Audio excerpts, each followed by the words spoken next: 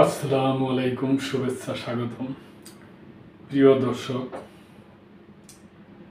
Russia যুক্তরাষ্ট্র নিয়ে সংবাদ। পারমাণবিক ইস্যুতে রাশিয়া যুক্তরাষ্ট্র উভয়কে সামলেই এগুচ্ছে ইরান, রাশিয়া এবং যুক্তরাষ্ট্র নিয়ে।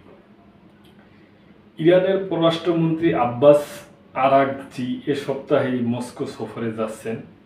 সেখানে তিনি রাশিয়ার পররাষ্ট্রমন্ত্রী সের্গেই ল্যাভরভের সঙ্গে সাক্ষাৎ করবেন। তার এ সফরের মূল লক্ষ্য হল ইরান ও যুক্তরাষ্ট্রের মধ্যে চলমান পারমাণবিক আলোচনার বিষয়ে রাশিয়ার সঙ্গে পরামর্শ করা। সোমবার তেহরানে দেশটির পররাষ্ট্র মন্ত্রণালয়ের মুখপাত্র ইসমাইল বাগাই সাংবাদিকদের এ তথ্য জানান। তিনি বলেন, এই সফর পূর্ব পরিকল্পিত হলেও আলোচনায় যুক্তরাষ্ট্রের সঙ্গে চলমান পরমাণু ইস্যু নিয়েও আলোচনা হবে। খবর আল জাজিরার। এর আগে গত শুক্রবার ওমানের মধ্যস্থতায় যুক্তরাষ্ট্র ও ইরানের মধ্যে একটি প্রাথমিক বৈঠক অনুষ্ঠিত হয়। এ বৈঠক হওয়া আলোচনাকে দুই পক্ষই গঠনমূলক ও ইতিবাচক বলে উল্লেখ করছে। এখন উভয় পক্ষ আগামী শনিবার আবার বসতে সম্মত হয়েছেন। তবে ইতালির রাজধানী রোম আসন্ন এই বৈঠকের সম্ভাব্য ভেন্যু হতে পারে বলে জানা গেছে।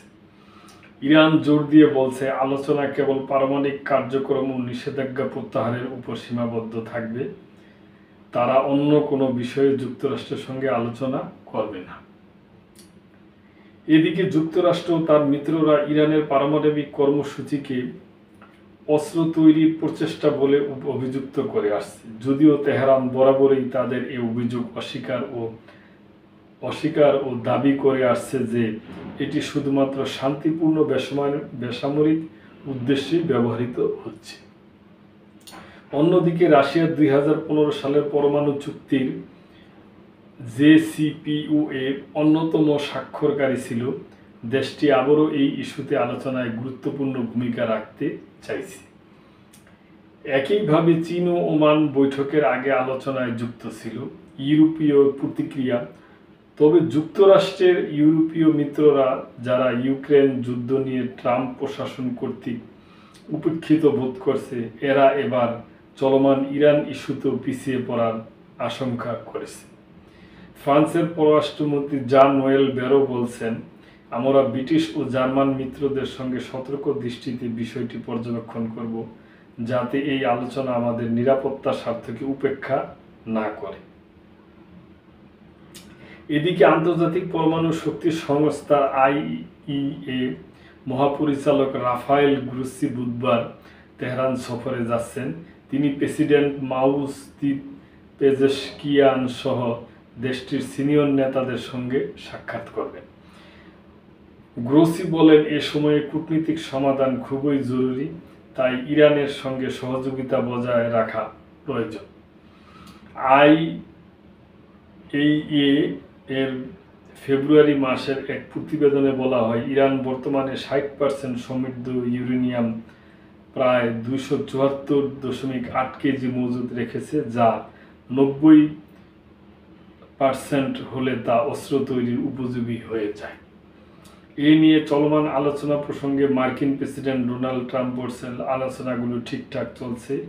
সেই সঙ্গে আশা করছেন পারমাণবিক ইস্যুতে শীঘ্রই একটি চূড়ান্ত সিদ্ধান্ত আসবে। তো দর্শক, এটা আপনারা শুনলেন, আপনারা জানলেন যে ইরান, যুক্তরাষ্ট্র, রাশিয়া এই ত্রিমাত্রিক এই দেশ নিয়ে এই আলোচনাটা, এই প্রতিবেদনটা করা হয়েছে। তো দেখা যাক যে সামনে কি হয়। আমরা আশা করব যে যদি ইরান এবং যুক্তরাষ্ট্রের সাথে একটা সমঝোতা হয়, তাহলে হয়তো একটা মধ্যপ্রাচ্যে শান্তি ফিরে আসতে পারে। এবং এদিকে ফিলিস্তিনি আছে, ইসরায়েল আছে, এদিকেও যেন শান্তির বার্তা আসে, এটি আমাদের কাম্য। তো দর্শক, আজকে এ পর্যন্তই। ভালো থাকবেন, সাবস্ক্রাইব করে চ্যানেলটির পাশেই থাকবেন। আল্লাহ হাফেজ।